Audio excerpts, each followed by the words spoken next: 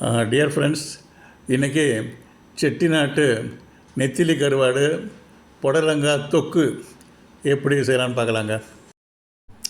இதுக்கு தேவையான பொருட்களை டிஸ்கிரிப்ஷனில் கொடுத்துறேங்க, தயவுசெய்து பார்த்துங்க. முதல்ல ஒரு 150-200 கிராம் நெத்திலி கருவாடுங்க. நெத்திலி கருவாடு எடுத்து ஒரு பாத்திரத்தில் போட்டுக்கலாங்க.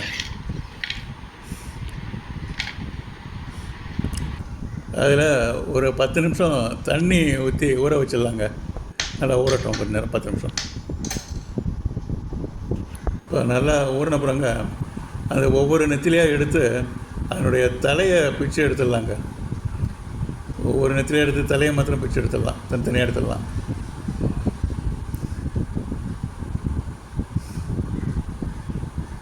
நல்லா ஊறினால சுலபமாக வந்துடும். அதை எடுத்து அந்த நெத்திலி மாத்திரம் நல்லா கழுவிட்டு அதை மாத்திரம் தனியாக எடுத்து வச்சுக்கலாங்க. நெத்திலியை நல்லா பிசைஞ்சி விட்டு கழுவணுங்க. பிசைஞ்சி விட்டு கழுவினா தான் அது இருக்கிற மண்ணெல்லாம் கம்ப்ளீட்டாக போயிடும். அது எக்ஸஸ் உப்பெல்லாம் இருக்கும் பாருங்கள், உப்பெல்லாம் கம்ப்ளீட்டாக போயிடும்.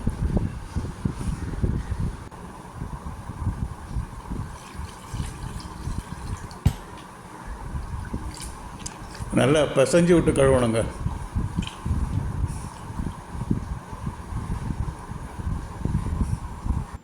இதை தனியாக எடுத்து வச்சுக்கலாங்க. நல்லா சுத்தமாக இருக்குதுங்க, எடுத்து வச்சுக்கலாம். அப்படியே 3 சின்ன புடலங்காய் எடுத்து வச்சுக்கலாங்க. ஒரு 1/2 கிலோ வர மாதிரி பார்த்து எடுத்து வச்சுக்கலாங்க. இப்போ ஒவ்வொரு புடலங்காய் எடுத்து க்ளீன் பண்ணி வச்சுக்கலாங்க. அந்த எட்ஜெல்லாம் கட் பண்ணிவிட்டு அதை குறுக்கால கட் பண்ணிக்கலாங்க. குறுக்கால கட் பண்ணால் அந்த உள்ளே இருக்கிற விதையெல்லாம் வெளியில் தெரியுங்க. அந்த விதையெல்லாம் கம்ப்ளீட்டாக க்ளீன் பண்ணி எடுத்துடலாம். எல்லாத்தையும் போட்டுடலாம். அந்த விதையெல்லாம் எடுத்துடலாம், க்ளீனாக எடுத்து போட்டுடலாம். ஒவ்வொரு புடலங்காய் இந்த மாதிரி க்ளீன் பண்ணிக்கலாங்க. எடுத்துகிட்டு குறுக்கால கட் பண்ணிவிட்டு உள்ளே இருக்கிற அந்த விதையெல்லாம் கம்ப்ளீட்டாக எடுத்து தூக்கி போட்டுடலாம்.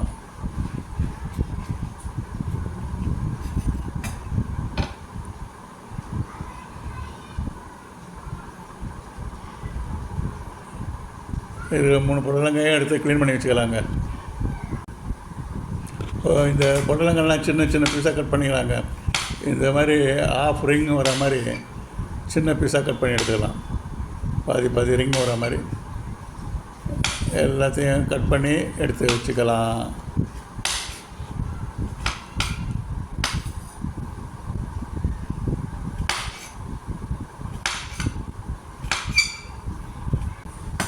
இந்த பீஸெல்லாம் எடுத்து நல்லா தண்ணீரில் போட்டு நல்லா வாஷ் பண்ணி சுத்தமாக எடுத்து வச்சுக்கலாங்க. தனியாக எடுத்து வச்சுக்கலாம். சுத்தமாக நல்லா கழுவி வச்சாச்சு. நெக்ஸ்ட்டு சமையல் ஆரம்பிக்கலாமா? அடுப்பில் வானலியை போட்டுக்கலாம். எண்ணெயை 2-3 ஸ்பூன் எண்ணெய் ஊற்றிக்கலாம், போதும். எண்ணெய் காஞ்சதும் 1 ஸ்பூன் கடுகு போட்டுக்கலாம். நல்லா பொரியட்டும்.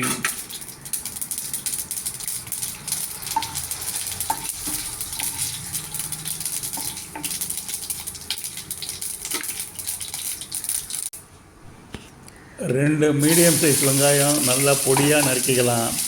நறுக்கிட்டு அதில் இதையே போட்டு வதக்கிக்கலாம். நல்லா வதங்கட்டும்.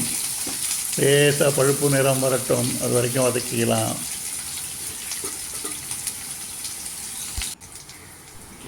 வெங்காயம் நல்லா வதங்கின உடனே ஒரு 10-12 பல் பூண்டு நல்லா சின்ன சின்ன பீஸாக கட் பண்ணிவிட்டு அதையும் இஞ்சி ஒரு 2 ஸ்பூன் அதையும் எடுத்து அதில் போட்டுக்கலாம். சின்ன சின்ன பீஸாக கட் பண்ணி போட்டுக்கலாம். எல்லாத்தையும் போட்டு அப்படியே வதக்கலாம். எல்லாத்தையும் ஒன்றா நல்லா வதக்கணுங்க.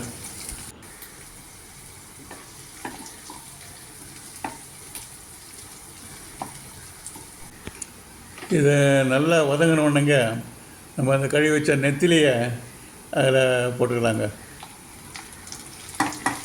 போட்டுட்டு இதையும் அதோடு சேர்த்து நல்லா வதக்கலாங்க.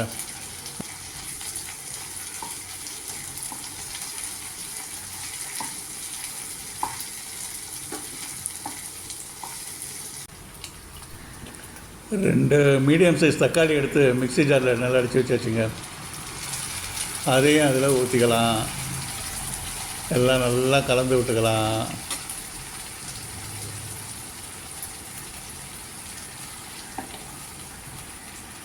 நல்லா வேகட்டும்.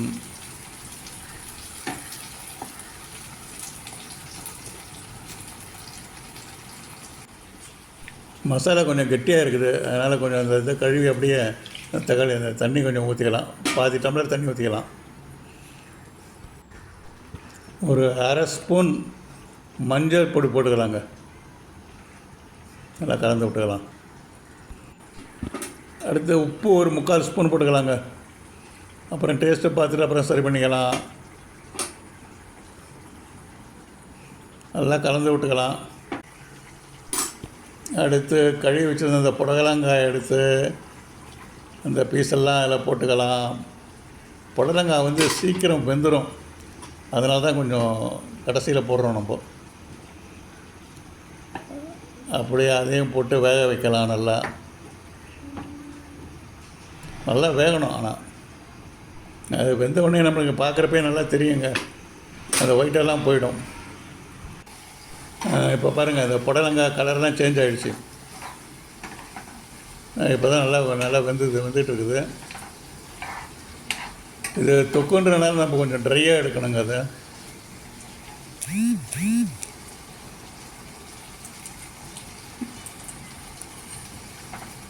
கொஞ்சம் ட்ரையாக எடுக்கலாம். அதை இப்போ இது கொஞ்சம் டேஸ்ட் பண்ணி பார்த்துக்கலாங்க, எல்லாம் சரியாக இருக்கான்னு பார்த்துக்கலாம். தொக்கு நல்லா சுண்டிடுச்சிங்க, நல்லா இருக்குது. நெத்திலி கருவாடும் புடலங்காயும் மணக்குது. அடடா.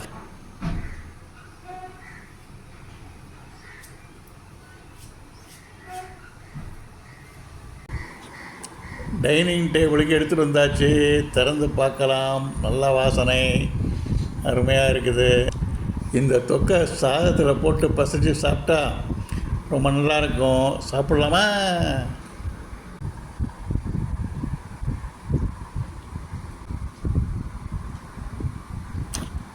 இதை செய்து நம்மளும் சாப்பிட்டு நம்மளுடைய நண்பர்களுக்கும் கொடுத்து, குடும்பத்தில் இருக்கிற எல்லாருக்கும் கொடுத்து, அவங்களாம் சாப்பிட்றத பார்த்து நம்ம சந்தோஷப்படலாம்.